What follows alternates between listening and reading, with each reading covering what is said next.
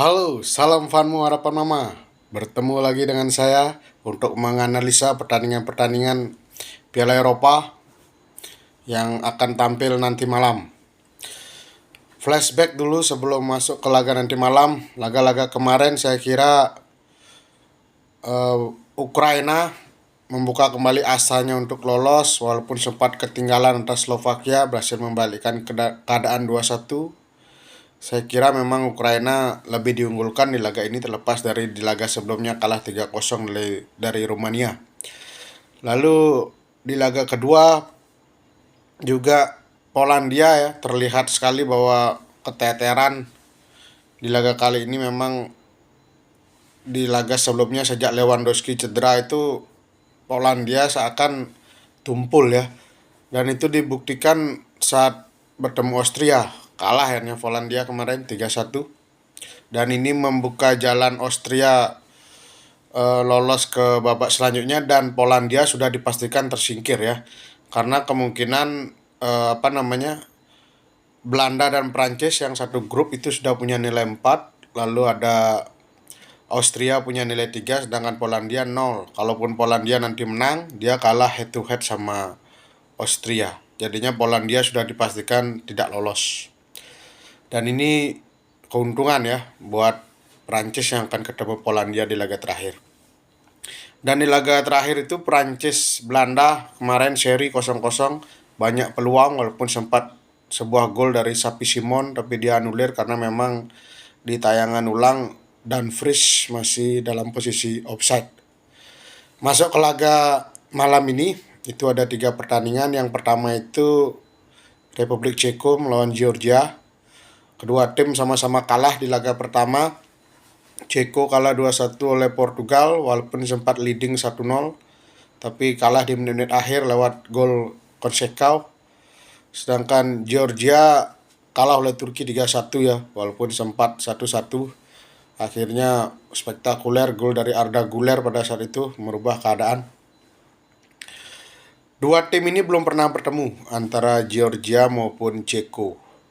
Kalau kita lihat dari pemain, saya kira Georgia yang masih akan mengandalkan Kvaratskhelia yang main di Napoli. Sedangkan Ceko andalannya tetap ada Petr Cech yang main di Leverkusen, juga Soucek ada di sana, gelandang West Ham. Kalau karena kedua tim belum pernah bertemu, kalau kita lihat secara permainan ya, pada saat Ceko bertemu Portugal itu Ceko berhasil menyusahkan Portugal ya. Terbukti itu Portugal baru bisa menang di menit-menit akhir. Kalau kita lihat Georgia di laga sebelumnya lawan Turki, memang sudah jelas keteteran Georgia. Saya kira di laga itu Georgia layak kalah ya. Memang Turki menguasai permainan walaupun pada saat skor 1-1 itu kesulitan Turki untuk mencetak gol. Akhirnya timbul gol spektakuler Arda Güler. Tapi terlihat Georgia ini tertekan lawan tim sekelas Turki. Kalau kita bandingkan antara Turki dan Ceko, ini kan kemampuannya berimbang. Kalau kita dalam lihat masuk ke Euro ini, saya lihat Ceko lebih konsisten daripada Turki. Makanya di laga ini saya lihat Ceko akan bisa mengalahkan Georgia. Dan saya melihat laga ini akan terjadi banyak gol, lebih dari 2 gol ya. Karena kedua tim butuh poin untuk bisa membuka asa ke babak selanjutnya. Otomatis kalau ingin poin otomatis perlu gol. Makanya saya lihat partai ini akan terjadi banyak gol, mungkin 3-4 gol, tapi saya lebih mengunggulkan Ceko yang akan menang atas Georgia. Masuk ke laga kedua, ini bisa dibilang big match ya, karena sama-sama menang antara Turki versus Portugal. Turki di laga sebelumnya menang atas Georgia, sedangkan Portugal menang atas Ceko. Kedua tim ini kalau dilihat terakhir bertemu tuh di kualifikasi Piala Dunia 2022, Portugal menang atas Turki 3-1. Sisanya sudah lama-lama sekali rekor pertemuannya. Yang terbaru itu memang kualifikasi Piala Dunia. Kalau kita lihat susunan pemain ya, Turki jelas masih akan mengandalkan Arda Güler, Hakan Çalhanoğlu ya, Yilmaz itu. Sedangkan Portugal tetap pasti akan mengandalkan Bernardo Silva, Bruno Fernandes, Cristiano Ronaldo ya, di belakang ada Ruben Dias. Kalau kita lihat secara kualitas pemain jelas Portugal unggul atas Turki.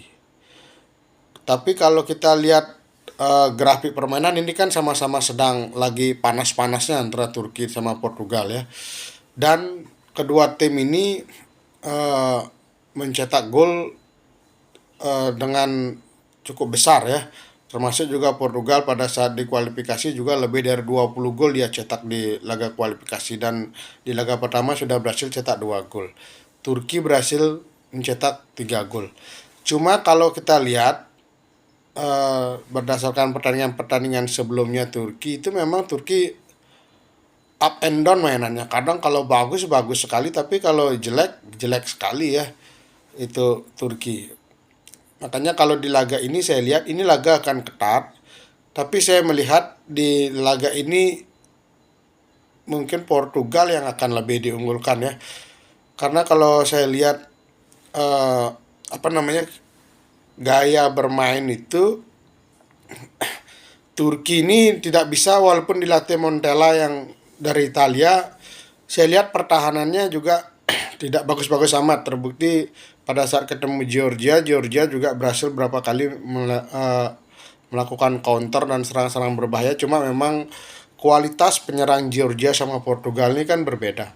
Kalau Turki lagi mengulangi pertandingan seperti lawan Georgia itu, ketemu striker-striker Portugal macam Cristiano Ronaldo, di sayap ada Rafael Leao, ada Bernardo Silva, itu saya yakin Turki akan habis ya. Tapi saya melihat laga ini akan terjadi lebih dari 2 gol. Karena Portugal dalam 4 pertandingan terakhir itu dia cuma 1 kali clean sheet ya.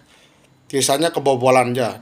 Makanya saya lihat laga ini akan terjadi lebih dari 2 gol, dan saya mengunggulkan Portugal yang akan unggul atas Turki. Mungkin skornya 2-1 atau 3-1 untuk Portugal. Masuk ke laga terakhir itu ada laga Belgia versus Rumania.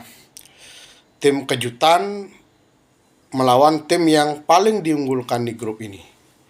Yang jadi masalah adalah di laga pertama itu Belgia kalah 1-0 secara mengejutkan ya dari Slovakia. Sedangkan Rumania juga mencatatkan hasil yang sangat mengejutkan. Tidak diunggulkan lawan Rumania tapi berhasil menang 3-0 lawan Rumania. Ya, kaptennya itu bagus, Stanciu, berhasil mencetak gol spektakuler di laga sebelumnya. Kalau kita lihat Rumania kan mengandalkan Stanciu, Marin ya, dua pemain itu sama-sama Marin. Sedangkan kalau Belgia tetap akan mengandalkan Romelu Lukaku, Kevin De Bruyne, dan juga Doku ya, Bakayoko di sana, Onana juga akan memperkuat Belgia. Cuman kalau kita lihat Belgia versus Rumania ini, saya sedikit kalau lihat grafik kan Rumania lagi bagus-bagusnya, bahkan dari 15 laga terakhir Rumania itu hanya kalah 1 kali.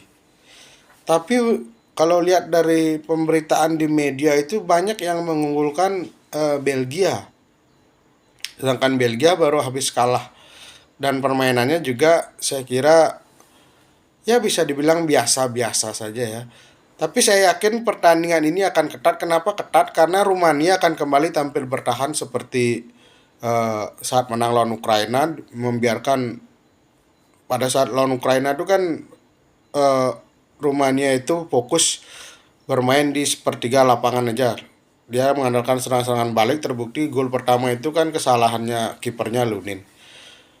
Kalau ini dilakukan, Rumania kembali akan tampil bertahan, dan prediksi saya dia akan lagi main bertahan karena Rumania selain mengincar runner up bisa jadi peringkat 3 terbaik, dia juga bisa lolos ya. Makanya saya yakin Rumania menargetkan lawan Belgia ini seri. Kuncinya adalah sekarang bisakah Belgia mencetak gol di awal? Kalau di babak pertama skornya masih 0-0, kemungkinan laga ini akan draw besar sekali. Tapi kalau Belgia berhasil mencetak gol, unggul di babak pertama, saya yakin ini Rumania ini habis dari Belgia.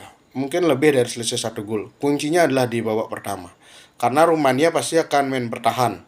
Karena dia kalau seri dia punya poin 4, kemungkinan besar hitung-hitungannya Rumania akan lolos ke babak 16 besar, minimal jadi peringkat 3 terbaik. kuncinya di babak pertama. Kalau ini masih deadlock Belgia seperti pada saat lawan Slovakia, kemungkinan laga ini berjalan draw itu besar sekali. Tapi saya masih sedikit mengunggulkan Belgia, akan unggul atas Rumania. Itu saja yang dapat saya sampaikan. Jangan lupa subscribe Fanmu Harapan Mama TV. Salam olahraga.